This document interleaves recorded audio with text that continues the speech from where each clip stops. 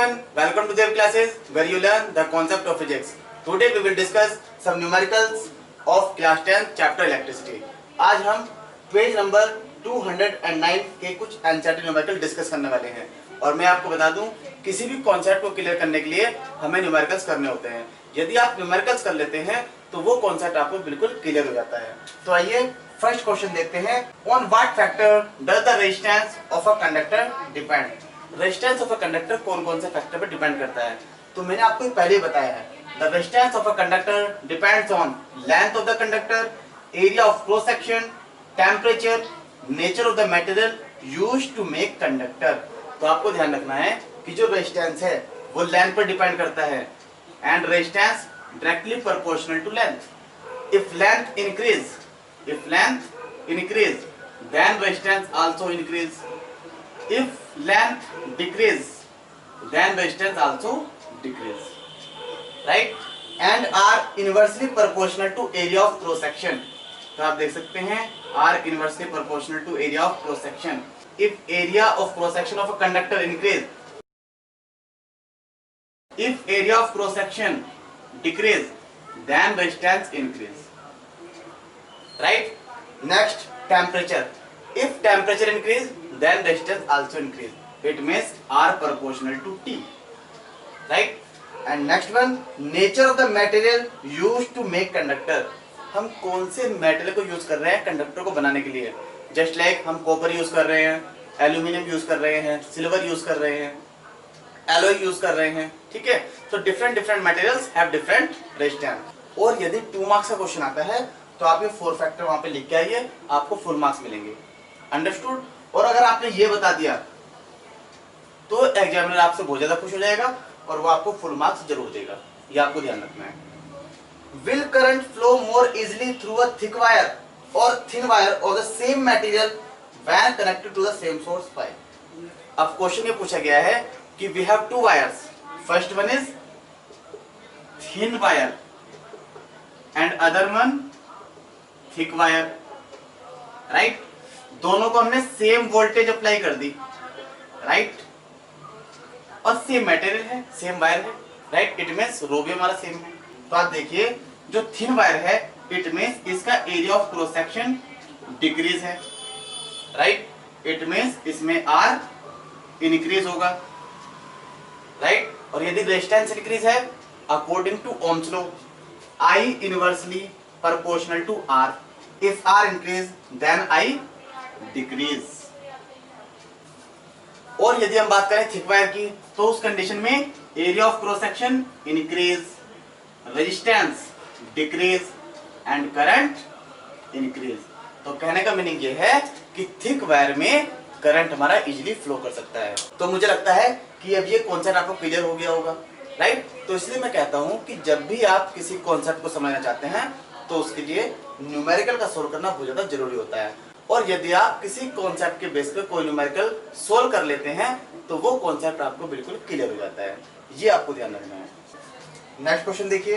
Late the resistance of an electric component remains constant while the potential difference across the 2 ends of the component decreases to half of its former value, what change will occur in the current through it, right? तो आप देख सकते हैं हमको resistance दिया हुआ है constant, right? R equal to constant, right? और जो पोटेंशियल डिफरेंस है वो डिक्रीज हो गया by half, right?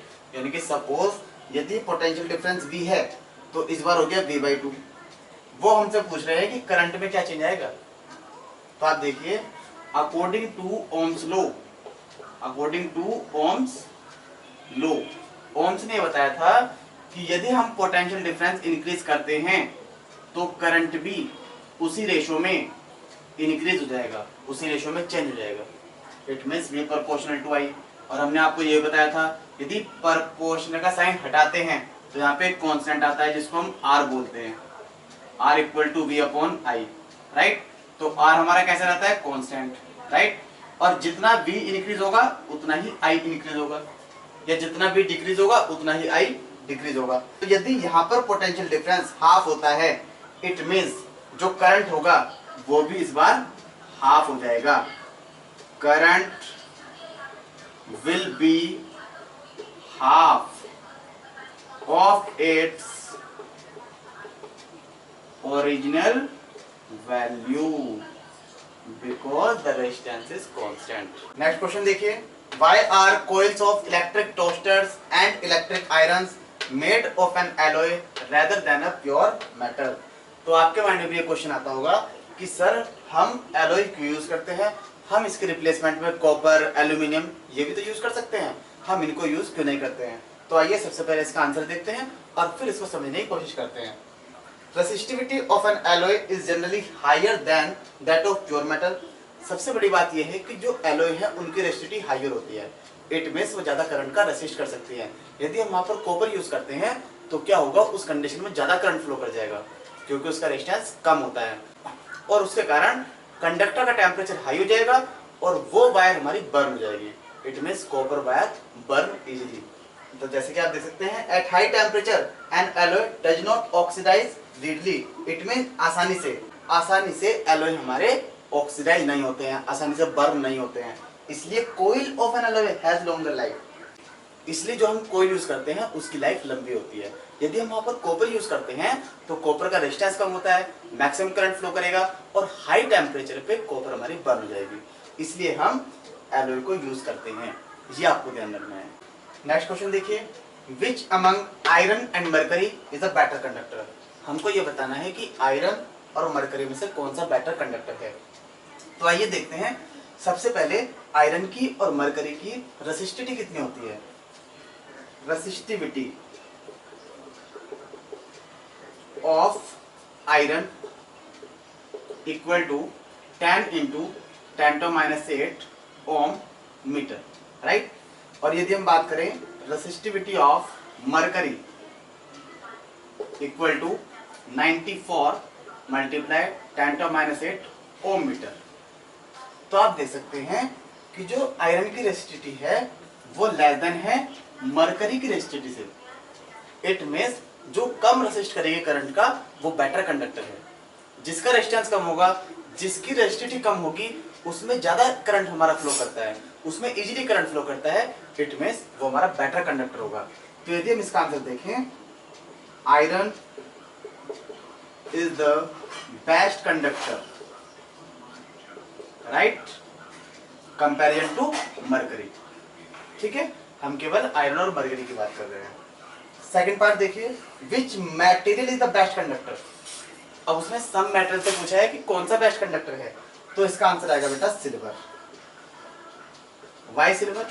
Because the resistivity of the silver is very less, 1.6 × 10⁻⁸ ohm metre. ये कॉपर से भी कम होती है, इसलिए सिल्वर बेस्ट कंडक्टर है। अब आपके माइंड में एक क्वेश्चन आ सकता है कि यदि सिल्वर बेस्ट कंडक्टर है तो हम अपने घरों की वायरिंग के लिए कॉपर को यूज करते हैं, एल्यूमिनियम को यूज करते हैं, हम सिल्वर यूज क्यों नहीं करते हैं? सिल्वर हम इसलिए यूज नहीं करते हैं क्योंकि बेटा ये कॉस्टली होता है, राइट। ये कॉस्टली होने के कारण हम इसको यूज नहीं करते हैं। Understood? So today we have discussed some NCERT numericals on page number 209 of chapter electricity.